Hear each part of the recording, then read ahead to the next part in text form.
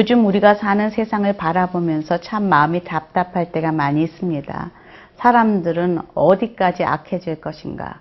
정말 무엇이 참이고 무엇이 거짓인가? 왜 이렇게 약한 자들이 어려움을 당하는 것일까? 이런 많은 의문과 어려움 속에서 정말 한 가지 소망을 잡는 것은 하나님께서 이 땅을 심판하신다는 메시지입니다. 그리고 하나님께서 힘들고 어렵고 약한 자들의 편을 들어주신다는 하나님의 언약의 말씀이요, 눈물을 닦아주신다는 하나님의 위로의 말씀이 있기 때문입니다. 오늘도 하나님의 그 멸망의 선포, 심판의 그 자리로 들어가 하나님의 그 음성을 듣는 시간 되기를 원합니다.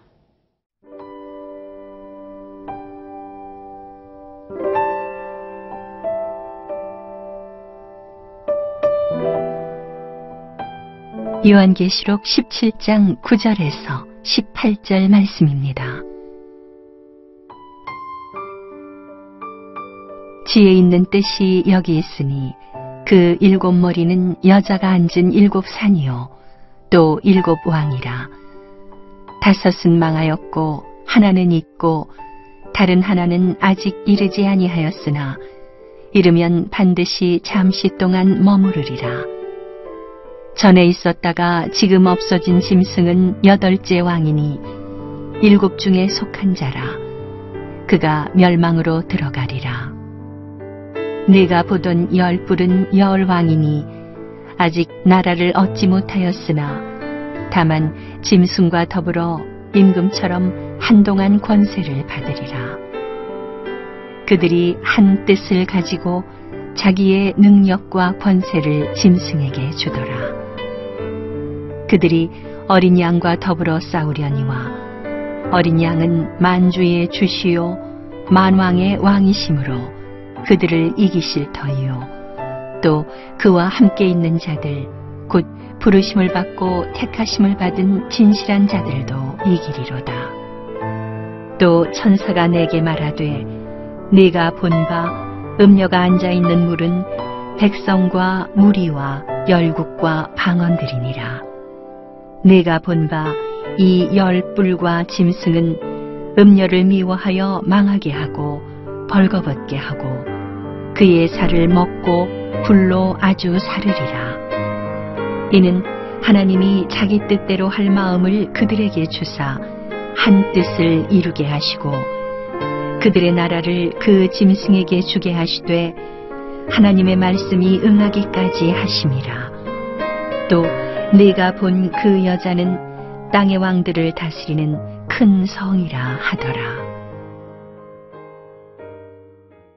우리는 어제 악의 축, 음녀의 실제를 보았습니다.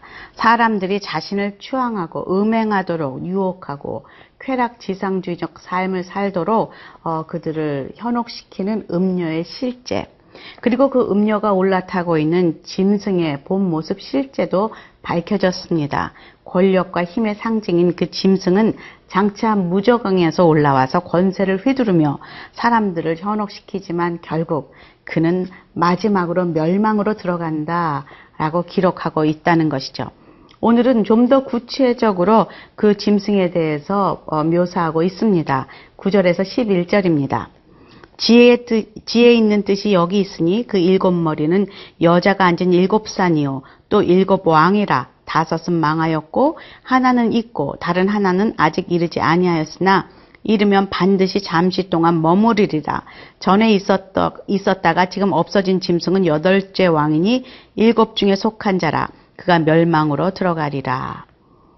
지혜 있는 뜻이 여기 있다라는 의미로 지혜로운 마음이 요구된다, 이렇게 이해하면 되겠습니다. 경계하며 그렇게 지혜를 가지고 바라봐라 라는 뜻이겠죠.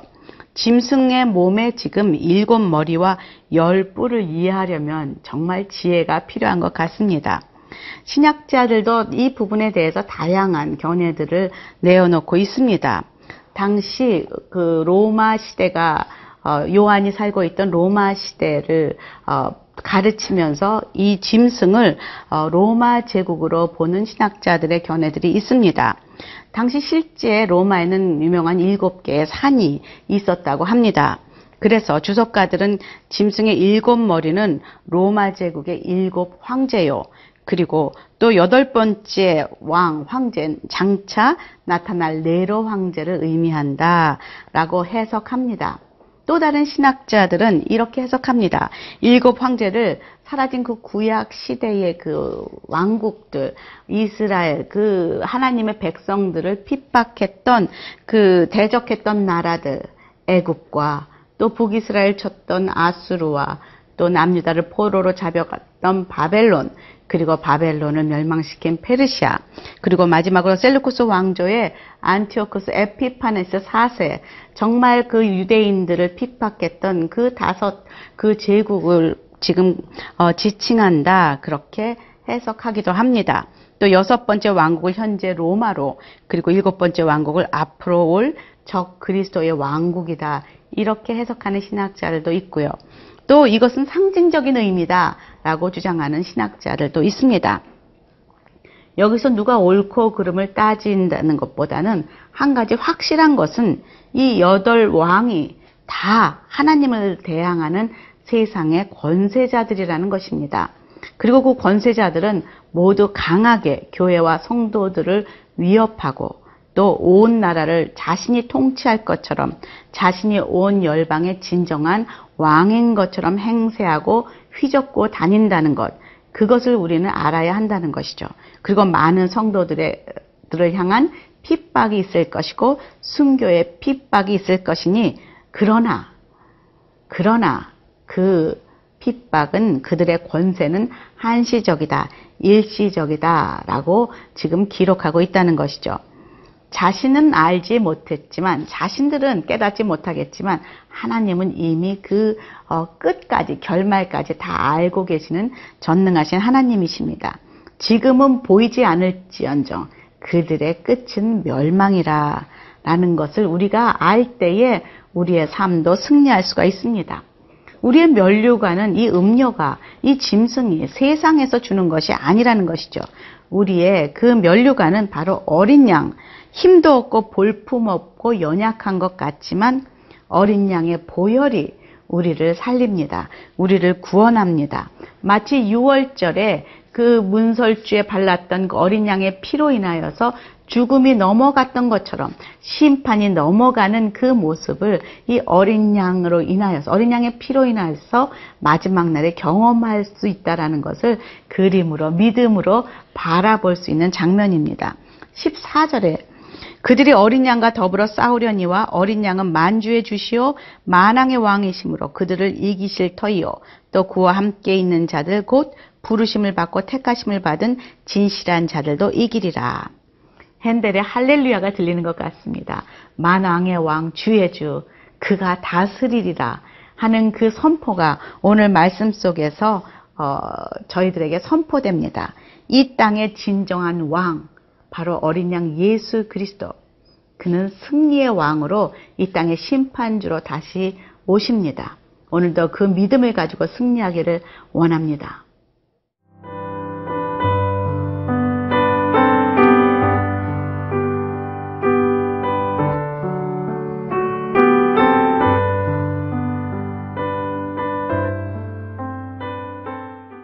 악의 축인 음료와 짐승이 다스리는 세상 나라는 서로 힘을 합쳐서 어린 양에게 대적합니다.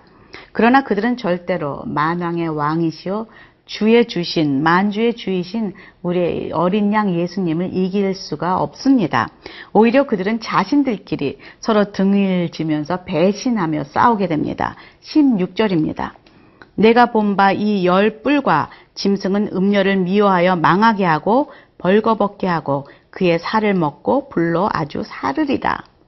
서로 공생하면서 사람들을 유혹하고 죄악으로 몰게 하며 팀을 이루었던 이 음료와 그 짐승들, 악의 축들이 이 시간이 지나면서 공생의 관계가 끝나고 서로 파멸시키고 있는 모습을 보여줍니다. 이 그림은 또한 악의 축이었던 그 로마 제국의 붕괴를 지금 나타내고 있다. 그리고 멸망을 예고하는 그런 메시지다라고 또 우리가 이것을 풀곤 합니다. 또 마지막 말씀, 마지막 날에 그 이루어질 그 예언의 말씀, 사단이 서로 분열하고 결국은 서로 멸망한다, 물고 뜯고 멸망한다라는 그런 예언의 그 계시의 말씀이다라고 해석합니다. 16절에 스스로 멸망하는 악의 세력의 모습이 자세히 묘사되어 있습니다. 한때 동지였던 음녀를 처음에는 미워하고 그러더니 망하게 하고 값비싼 붉은 옷을 그의 그 자랑이었던 그 아름다운 사치스럽고 화려했던 옷을 벗기고 마지막으로 그 살을 먹는다. 정말 아주 끔찍한 그런 모습이 아닌가 싶습니다. 마치 그 야고보서 1장 15절에 욕심 때문에 자신이 가지고자 하는 것 때문에 죄를 낳게 되고 그리고 죄가 장성한 즉 사망을 낳는 이 시대의 모습과 똑같습니다. 서로 이익이 될 때는 함께 붙지만 give and take로 살아가는 우리 이 시대의 그 서로 관계 속에서 자신에게 전혀 유익이 되지 못할 때는 사정없이 버리고 해치고 죽이기까지 하는 그런 인간의 죄성의 모습을 또 볼 수가 있습니다. 악은 스스로 분열하면서 패배의 씨앗을 키우지요. 한때 동지였던 사람들이 이렇게 서로 등을 지고 서로 물고 뜯다가 망하게 된다는 것입니다. 우리는 이미 역사 속에서 이런 것을 얼마나 많이 보는지 모르겠어요. 서로 배신하고 배반하고 그리고 이세벨처럼 한때 잘 나갈 것 같았지만 결국 비참하게 죽어가는 그런 이 땅의 역사들을 보면서 우리는 이 말씀이 하나도 틀리지 않다는 것을 우리는 고백하지 않을 수가 없습니다. 그러나 한 가지 꼭 우리가 기억해야 될 것은 이 모든 상황 속에서 정말 기가 막힌 일이 일어나는 것 같지만 그 모든 상황의 뒤에 하나님이 계시고 하나님의 손길이 있다는 것, 하나님의 큰 계획 속에서 이 모든 일이 일어나고 있다는 것을 하나님께서 말씀하고 계시다는 것이죠. 17절입니다. 이는 하나님이 자기 뜻대로 할 마음을 그들에게 주사 한 뜻을 이루게 하시고 그들의 나라를 그 짐승에게 주게 하시되 하나님의 말씀이 응하기까지 하심이라. 하나님은 절대로 실수가 없으십니다. 때를 기다리고 인내하시고 열방에 다시 회개하고 주께 돌아오기를 바라시는 아버지의 사랑의 마음이 있습니다. 하지만 언약은 변하지 않습니다.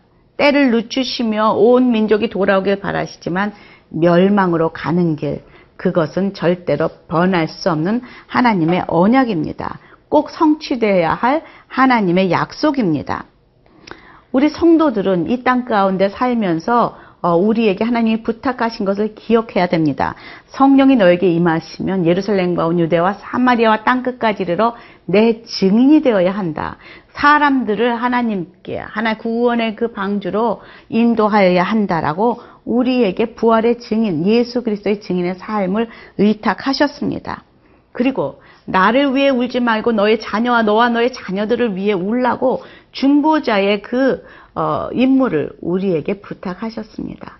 우리는 이 땅 가운데서 무너져가는 이 땅 가운데서 하나님의 메시지를 전하는 메신저로서 마지막 심판날을 준비하는 자들이 더 많이 하나님 나라로 올 수 있도록 돕는 그 구원의 통로의 역할을 감당한 그런 자들임을 잊지 말아야 하겠습니다. 함께 기도하겠습니다. 하나님, 오늘도 저의 삶이 이렇게 주님의 말씀의 통로, 언약의 통로, 구원의 통로로, 생명의 통로로 살 수 있도록 도와주시옵소서. 주님의 메시지를 전하는 자로 하나님 저의 하루가 나아가게 하여 주시길 간절히 기도하오며 예수님 이름으로 기도합니다. 아멘.